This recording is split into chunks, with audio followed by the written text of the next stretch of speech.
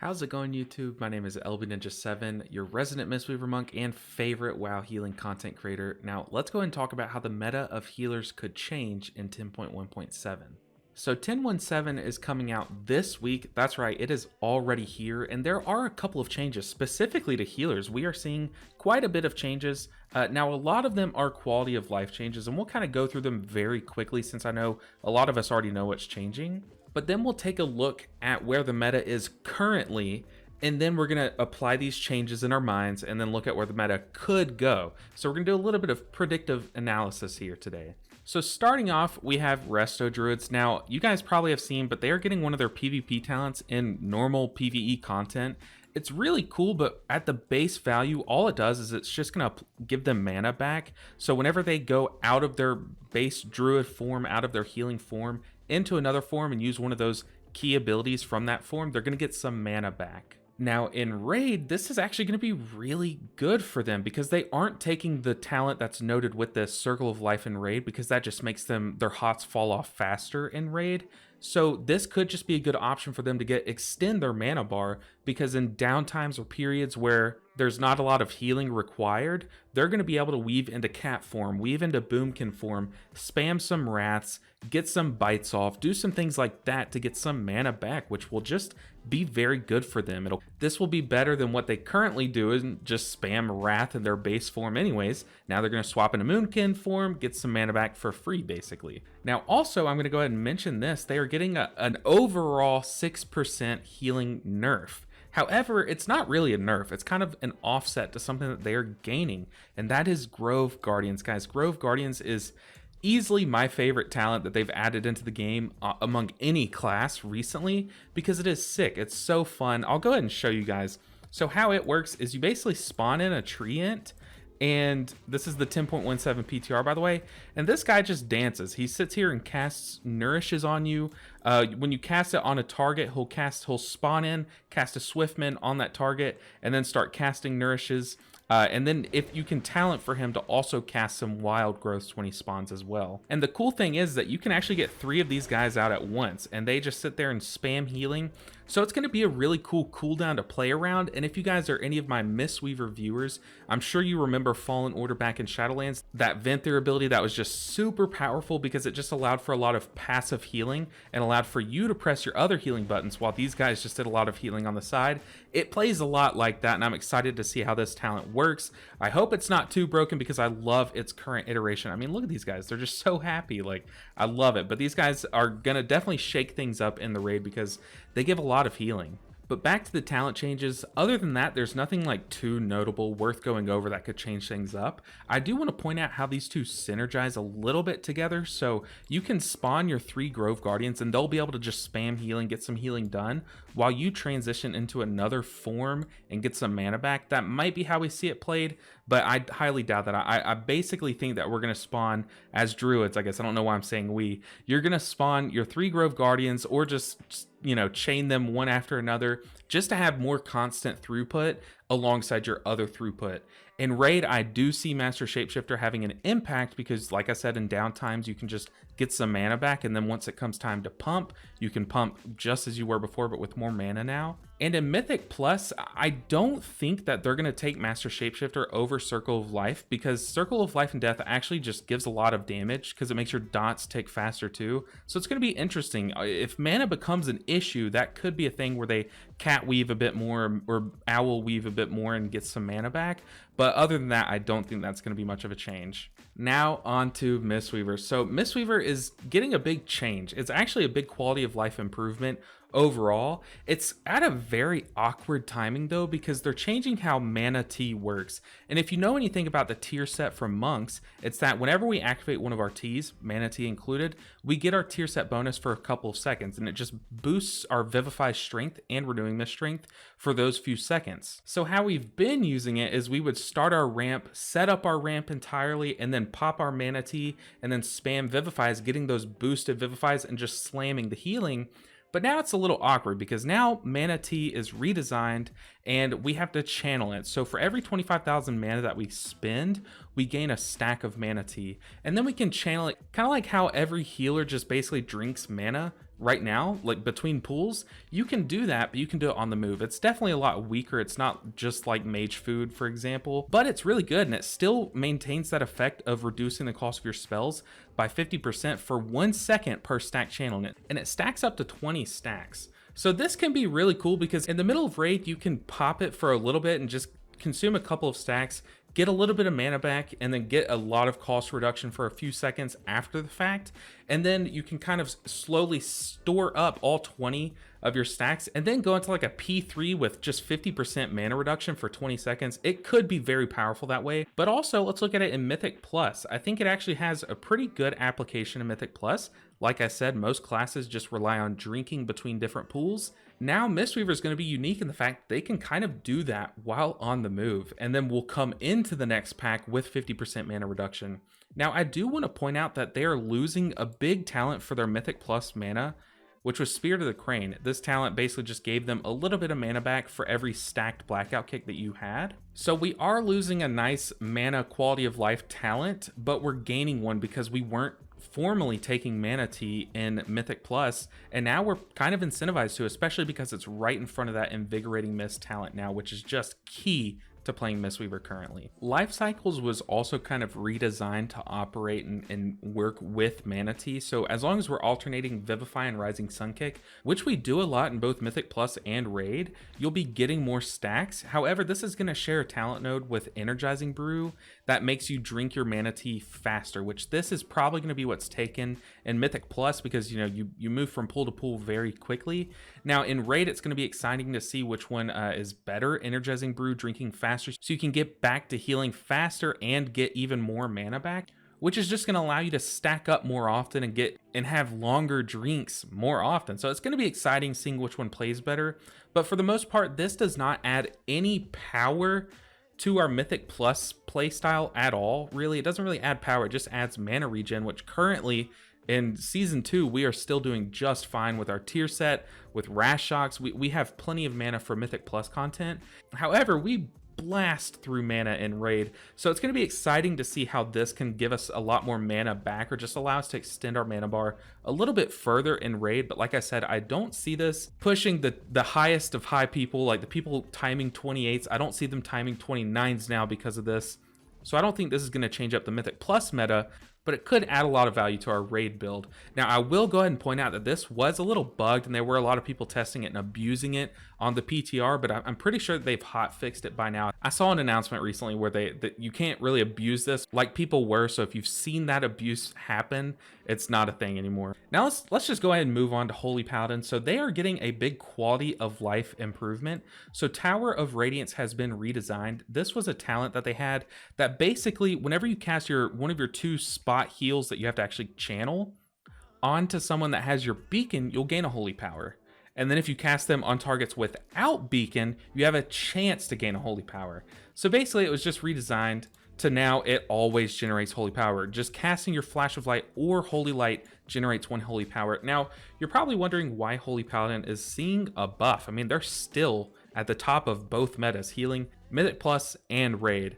Well, this is just more so a quality of life. Like I said, it kind of sucks. If you've ever played Holy Paladin while it wasn't broken, I'm sure you can understand how reliant you are on knowing exactly when you have 3 holy power. It's always nice when you have 2, you press a button knowing that you're going to go to 3. Tower of Radiance just made it very awkward, and you were seeing not a lot of people taking it because of this reason. It was just very awkward, and sometimes it was unreliant, having to spam into your tank because that's usually who you beacon, or like your hunters in some cases.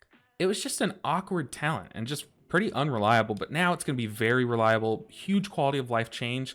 Now, will this keep them at the top of the meta? No, because they don't even take this talent in Mythic Plus. Some Holy Paladins were taking it in Raid. In fact, that's what Wowhead suggests, is to take it in Raid because it's just a way to generate holy power in most cases. It was kind of awkward having to heal that one target and not having the freedom to heal other people to get that holy power and to kind of chance gaining a holy power. It's just very weird. I don't think this is going to see play in Mythic Plus, but who knows? We might see it, but like I said, I highly doubt it.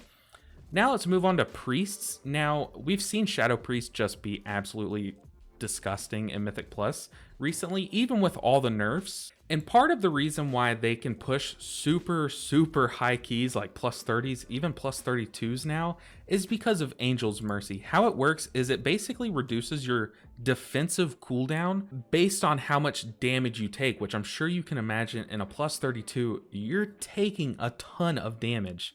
So in some cases, they were getting this 90-second cooldown down to a 30-second cooldown, which is just broken. When all the other DPS specs don't have a 30-second defensive cooldown, it was just unfair that Shadow Priests were that tanky.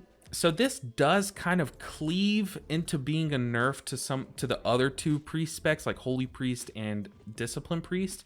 But the thing is that they weren't as reliant on this talent as Shadow Priest, so it's not like all doom and gloom for priests. However, it still does net into a nerf. Now, Desperate Prayer being a 70-second cooldown is nice. I mean, that's still just good. Having a 70-second cooldown on any is nice, but it does kind of still suck that it's getting nerfed. So that's going to do it for all the changes that are happening come 10.1.7 to healers in particular. Now let's talk about what the meta is currently. So we're going to pull up sub creation. Now, I want to point it out, sub creation is not perfect. It is data driven.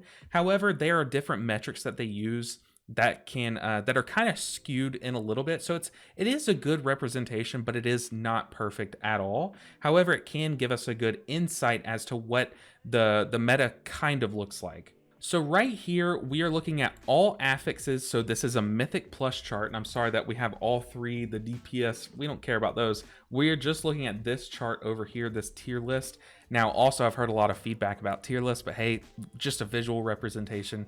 Anyways, let's go and get into it. So like I said, this is based on all affixes. Now, what's the issue here? Well, there were changes that hit the game last week, as recently as last week. So when we look at all the past weeks of all affixes, this data, it will not have moved as much as if we were to just look at the current affix. So we are going to change this tier list, the Mythic Plus tier list, to only look at what the current week's affixes are, to have an updated view with all the recent changes that have come into the game.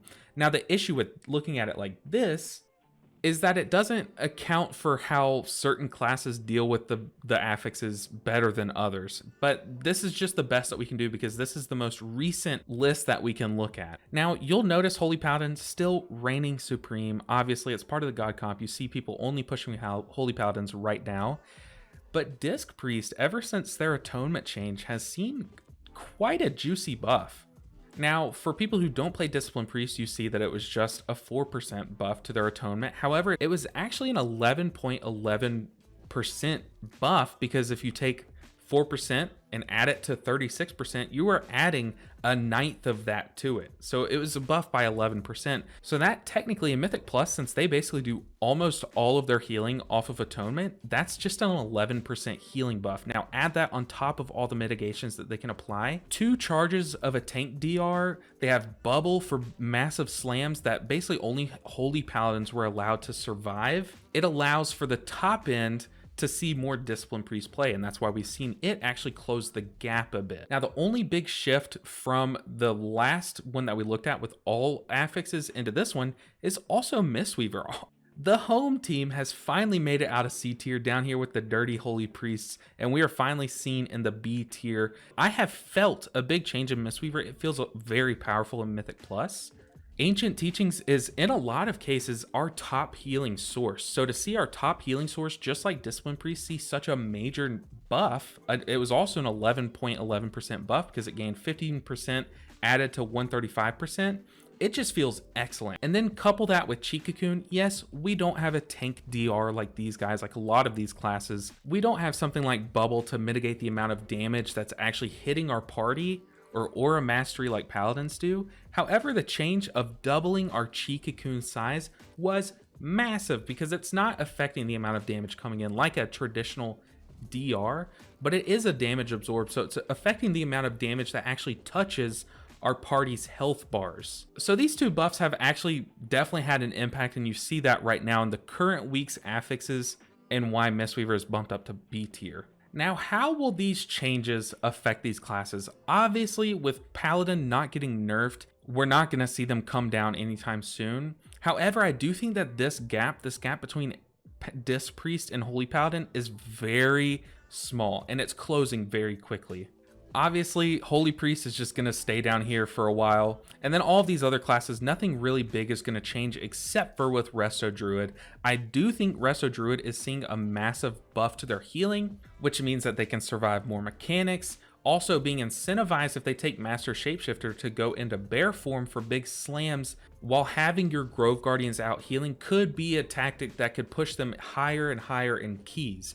So we'll come back to the tier list and how I think that they're going to be affected or how they could be affected. I don't just want to give a definitive tier list, like here's what I think. I want to kind of show some different possibilities, some different outcomes that could come from the changes in 10.17.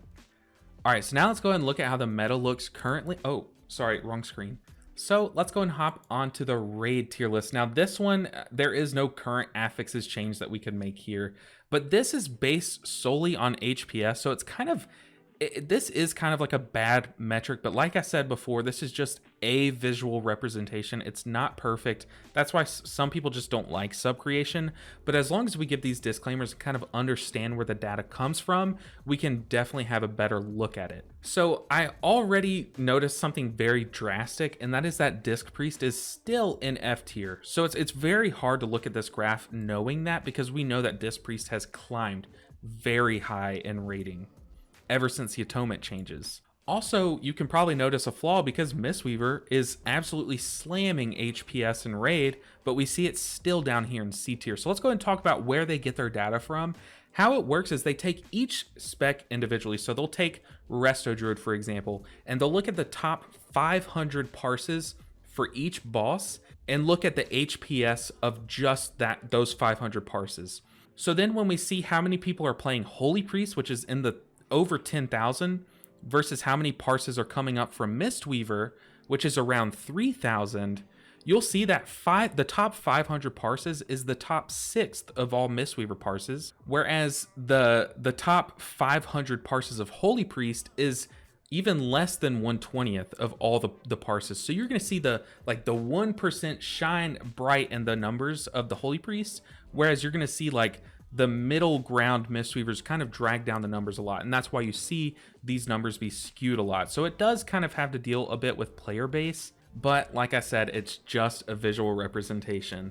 So I'm gonna go ahead and say that we've already seen Disc Priest just on the rise. It's a monumental rise. They are just pumping heals in raid, and with the massive Holy Priest player base, I only see this number rising and how many people are actually going to play it. As for Resto Druid, the buffs that they're receiving are just going to be really good. I mean, yeah, 6% nerf to all their healing sources, but gaining that mana back, gaining that cooldown that is very short cooldown, you can have 3 little Grove Guardians out at once, is going to be great for them. Now, Holy Paladins, you saw people taking Tower of Radiance before in raid, so it will just add more consistency to their raid playstyle. However, it's not going to be game breaking. It will not shift the meta at all. And then, like I said, for Mistweaver Monk, they are just not placed where they should be in terms of power level on this chart. So we're definitely going to make some adjustments there. Now, before we hop over to me actually changing or moving around things on a tier list, I just want to point out, this is my personal analysis. I could be totally wrong, so take what I say with, a small grain of salt, but I'll try to be as unbiased as possible because, if I was biased, I put Mistweaver in S tier for sure. But let's go ahead and hop into it. So this is the current healing tier list in Mythic Plus. Now, like I said, I do think that the Druid changes are going to be very good. Just having another cooldown, having more passive healing alongside the amount of hots that they can already have on your party all at once is going to be great for them. So I do see them bumping up a little bit, or at least moving. I guess if we're going to order each tier, they will at least move to the top of B tier for sure. Now, I do see a lot of it kind of relying on how Disc Priest and Holy Paladin kind of behave coming into 10.1.7. Although Disc Priest is not receiving any buffs, they have recently received massive buffs, and you are seeing a lot more top players swap actually to Discipline Priest. So if Discipline Priest closes that gap even further, I could see them moving up to S. And let's say that they do move up to S and the meta becomes Holy Paladin and Disc Priest. In this world, I would actually see Resto Druid closing that gap further, because I don't think that the gap between Resto Druid and all these specs and Disc Priest is actually that big. I don't think it's a massive gap to where there should be a whole empty tier between the two. So in this world where Resto Druid is now an A tier and Disc Priest is now up there with Holy Paladin, which we will see these two being the top healers in Mythic Plus, then yes, like I said, Resto Druid will be right up there in the middle. Now, Mistweaver Monk is actually seeing huge changes. I don't want to sound biased and put them higher than I think they should be, but I definitely think that they're like toward the top end. I don't know which of these three specs would be the best in the B tier, but I just know that from personal play experience, Mistweaver feels so much better than everyone thinks they are. But like I said, the player base is just very small, so you don't see too many of them putting up huge numbers, timing 28s, timing 27s even. But the fact is that they can do it, and they do a lot of damage, just like Discipline Priest. They do similar damage to Discipline Priest, although right now Disc Priest is slamming damage. But all that saying, without even mentioning these two guys, Preservation Evoker and Resto Shaman, these guys are just Mythic Plus classes. I mean, that's just where they shine, especially Resto Shaman. They're just basically designed for Mythic Plus. They have a lot of utility and they combat affixes pretty easily. Great healing for a Mythic Plus environment, great damage for Mythic Plus environment, and same can be said for Preservation Evoker. They are great at dealing with mechanics. How their healing is done is great. That's why we saw them and Druid be so strong in Season 1. So it is hard to move Mistweaver above them. So for now, I'm just going to say that all three of these are pretty steady in B tier, just very close to each other in B tier. Now for Holy Priests. You guys know that this is the most played spec in Raid currently. They just do so much throughput and bring a lot of utility to a 20-man environment by resetting everyone's cooldowns and giving your other healers mana back. PI is also just invaluable in most content, really. But the fact that they compete with Discipline Priest, like if I am loading into my Priest to play Mythic Plus, I have to decide, am I going to push keys as Holy Priest or Discipline Priest? And 10 times out of 10, I'm going to choose Disc Priest. So you're still not going to see a lot of people load into Mythic Dungeons playing as Holy Priest. So this still will stay at the bottom. Now the question is, does it drop down to D tier? Has the gap between them and Mistweaver grown so much? Because they used to be sharing this tier right here, but now Mistweaver has jumped them. So has that gap grown even further? And I'm going to go ahead and say it. I do think it has. I think Mistweaver is up here performing like some of these other specs, can compete with all these other specs, while Holy Priest just struggles. I mean, their damage is just not there like it used to be. Yes, the Rhapsody change was great, but Discipline Priest uses that button just better than them because they cleave their atonements off of that damage. So for this sake, I do see this gap has just increased, and then this gap has gotten a little closer with all the nerfs to Holy Paladin and the major buffs to Disc Priest. And then from there, if we're thinking, should there be this massive gap here? I don't think so. I do think Resto Druid, the changes coming to them are going to be very good, and they're going to shine in the Mythic Plus environment.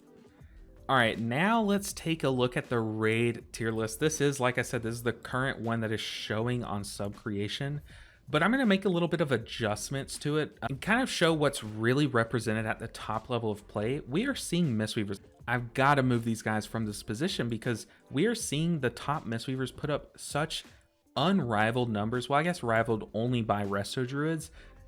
But it only goes to show that in the right hands, Mistweaver can absolutely pump, which is kind of what this chart is supposed to show, only showing the top 500 parses is in the right hands. How does the spec play? Also, since we're only talking about HPS, that does kind of mess this graph up. So we're going to try to remove the HPS only, and kind of look at what the top end is searching for. I think every top end guild needs Holy Priest. They're definitely S right now because of the amount of utility that they bring and exactly how they play in the top end raiding environments. And then Holy Paladin is also up here because I cannot have a raid guide where Holy Paladin is not up here, at least next to Mistweaver Monk and Preservation Evoker. They bring so much utility to a raid, and you definitely need at least one Paladin in your raid group. Now, Disc Priests also are kind of getting shafted, still sitting down there in the F tier. They are absolutely pumping the heals right now, so they're up here. They don't do as much healing at all as Preservation or even Mistweaver, but they bring so much utility in barrier. Barrier is such a strong cooldown. It adds 25% damage mitigation to anyone inside of it, and with the amount of giant slams that are in this raid, barrier is just broken. And now that they have actual competitive throughput, they have definitely earned a spot here in the A tier for 10.17. Now, lastly, we have Resto Shaman, and the thing with Resto Shaman is they currently in raid, they don't do anything special that the other healers don't do. They don't do as much throughput, as much healing as these other throughput specs. The Spirit Link just is kind of like a worse barrier in most situations. However, they're not bad. They don't belong down here in D tier, F tier, C tier. The meta is a lot closer in raid right now as it kind of ever has been. There are still some classes that are shining super bright and will continue to shine bright, and there might even be an argument for any of these classes being S tier. I know if you ask my guildies, my holy paladin in my guild, he will say that these two classes are S plus and need to be nerfed very far down.